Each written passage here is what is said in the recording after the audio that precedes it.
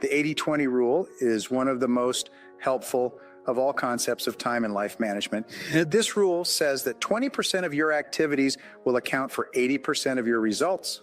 20% of your customers will account for 80% of your sales. 20% of your products or services will account for 80% of your profits. 20% of your tasks will account for 80% of the value of what you do, and so on.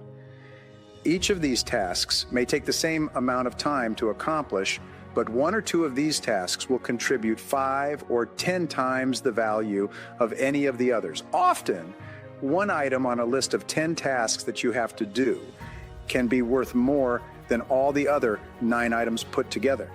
This task is invariably the frog that you should eat first. The sad fact is that most people procrastinate on the top 10 or 20% of items that are the most valuable and important, the vital few. They busy themselves instead with the least important 80%, the trivial many that contribute very little to results. You often see people who appear to be busy all day long, but seem to accomplish very little. This is almost always because they're working on tasks that are of low value, while they procrastinate on the 1 or 2 activities that could make a real difference to their companies and to their careers. The most valuable tasks you can do each day are often the hardest and most complex, but the payoff and rewards for completing these tasks efficiently can be tremendous. You must adamantly refuse to work on tasks in the bottom 80% while you still have tasks in the top 20% left to be done. Before you begin work, always ask yourself, is this task in the top 20% of my activities or in the bottom 80%? There's a rule for success. Resist the temptation to clear up small things first. Remember, whatever you choose to do over and over again eventually becomes a habit that's hard to break. The hardest part of any important task is getting started on it in the first place. Once you actually begin work on a valuable task, you seem to be naturally motivated to continue. The fact is that the amount of time required to complete an important job is often the same as the time required to do an unimportant job. The difference is that you get a tremendous feeling of pride and satisfaction from the completion of something of valuable and significant. Time management is really life management. Your ability to choose between the important and the unimportant is the key determinant of your success in life and work. Make a list of all the key goals, activities, projects, and responsibilities in your life today. Resolve today that you are going to spend more and more of your time working in those few areas that can really make a difference in your life and career, and less time on lower value activities. But most people give up before they even make the first try. And the reason they give up is because of all the obstacles, difficulties, problems, and roadblocks that immediately appear as soon as you decide to do something that you've never done before. The fact is that successful people fail far more often than unsuccessful people. Successful people try more things, fall down, pick themselves up, and try again over and over again before they win through. You should expect to fail and fall short many times before you achieve your goals. You should look upon failure and temporary defeat as a part of the price that you pay on your road to the success that you will inevitably achieve. Identify all the obstacles that stand between you and your goal. Write down every single thing that you can think of that might be blocking you or slowing you down from moving ahead in the area of problems and difficulties. Successful people think about solutions most of the time. Unsuccessful people think about problems and difficulties most of the time. Problem-oriented people talk continuously about their problems, about who or what caused them, how unhappy or angry they are, and how unfortunate it is that they have occurred. Solution-oriented people, on the other hand, simply ask the question, how? And then get to work to remove the problems. Personal leadership is the ability to solve problems. Effectiveness is the ability to solve problems. All men and women who accomplish anything of importance are people who have developed the ability to solve the problems that stand between them and their goals. The more you focus on solutions, the more and better solutions will come to you. The better you get at solving problems, the faster you will be at solving each subsequent problem. Eventually, you will be solving problems that can have significant financial consequences for you and others. This is the way the world works. The fact is that you have the ability to solve any problem or overcome any obstacle on the path to your goal if you desire the goal intensely. In accomplishing any major goal, there's always a constraint or bottleneck that you must get through. Your job is to identify it accurately and then to focus all of your energies on alleviating that key constraint.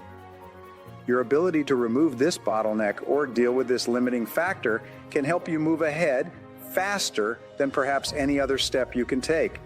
The 80-20 rule applies to the constraints between you and your goals. In this case, this rule says that 80% of your constraints will be within yourself. Only 20% of your constraints will be outside of yourself, contained in other people and situations. The primary obstacles between you and your goals are usually mental. They are psychological and emotional in character. They are within yourself rather than within the situation around you. And it is with these mental obstacles that you must begin if you want to achieve everything that is possible for you. The two major obstacles to success and achievement are fear and doubt. It is, first of all, the fears of failure, poverty, loss, embarrassment, or rejection that hold the average person back from trying in the first place. The second mental obstacle, closely aligned to fear, is that of self-doubt. We doubt our own abilities. We compare ourselves unfavorably to others and think that others are somehow better, smarter, and more confident than we are. We think, I'm not good enough, and we feel inadequate and inferior to the challenges of achieving the great goals that we so much want to accomplish. The primary antidotes to doubt and fear are courage and confidence. The higher your level of courage and confidence, the lower will be your levels of fear and doubt, and the less effect these negative emotions will have on your performance and behavior. The way that you develop courage and confidence is with knowledge and skill. The more you learn the things you need to know to achieve your goals, the less fear you will feel on the one hand, and the more courage and confidence you will feel on the other. Think about learning to drive for the first time. You are probably extremely tense and nervous and made a lot of mistakes. You may have driven erratically and been a danger to yourself and others. But over time, as you mastered the knowledge and skills of driving, you became better and better, and your confidence increased. Today, you can quite comfortably get into your car and drive across the country with no fear or worry at all. You are so confident in driving that you can do it well without even thinking about it. Dr. Martin Seligman at the University of Pennsylvania spent more than 25 years studying the phenomenon of what he called learned helplessness. The most common manifestation of learned helplessness is contained in the words, I can't. Whenever the victim of learned helplessness is offered an opportunity, possibility, or new goal, he immediately responds by saying, I can't. Whatever it is, he always has a self-limiting reason that immediately slams on the brakes of his potential. It short-circuits any attempt or desire to set a new goal or to change things in any way. Learned helplessness is usually caused by destructive criticism in childhood, negative experiences growing up, and failure experiences as an adult. The way you get over this natural tendency to sell yourself short is by setting small goals, making plans, and working on them each day. As you become more confident in yourself and your abilities, you can set even larger goals. Eventually, with a record of successes behind you, it won't be long before you become unstoppable. The second mental obstacle that you need to overcome is the comfort zone. Many people become complacent with their current situations. They become so comfortable at a particular job or relationship or at a particular salary or level of responsibility that they become reluctant to make any changes at all, even for the better. Don't let this happen to you. The way that you get out of your comfort zone and break loose from learned helplessness is by setting big, challenging goals. You then break these goals down into specific tasks, set deadlines, and work on them every day. Once you've made a list of all the obstacles that are standing in the way of achieving your major goals, organize the obstacles by priority. What is the largest single obstacle? If you could wave a magic wand and remove one major obstacle from your path, which one obstacle, if removed, would help you the most in moving ahead more rapidly? When you ask the question with regard to your goal, why am I not there already? What answer comes to mind? What is holding you back? What is standing in? It is at this point that you have to drill down to determine the correct obstacle.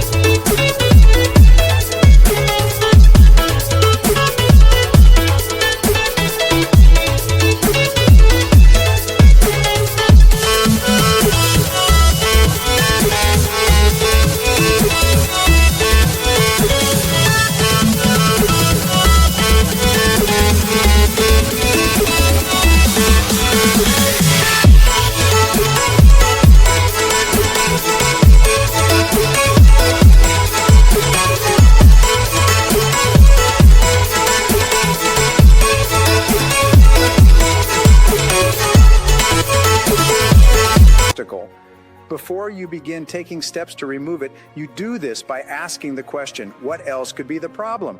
After each definition of the problem, by identifying the constraints or reasons that you are not achieving your personal income goals.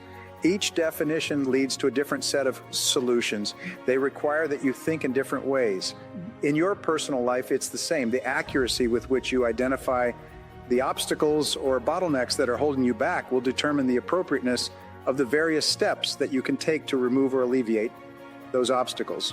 You could start off by stating the problem in this way: I am not earning enough money.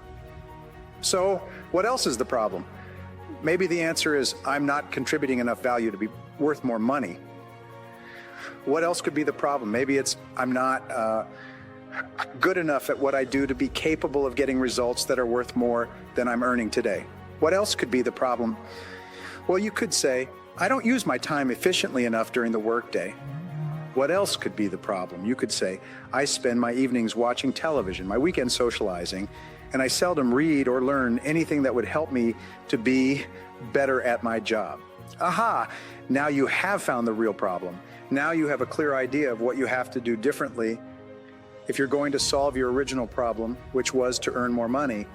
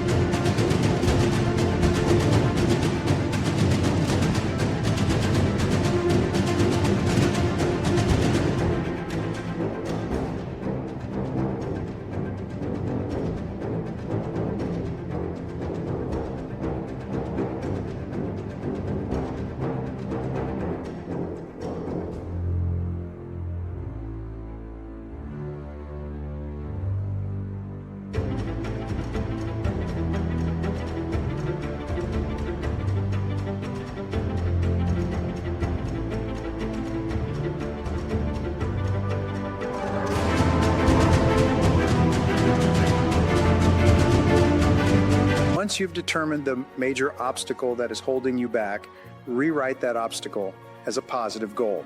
You then make a list of all the things that you could do to upgrade your knowledge and skills, improve your time management, increase your efficiency and effectiveness, and make more sales for your company.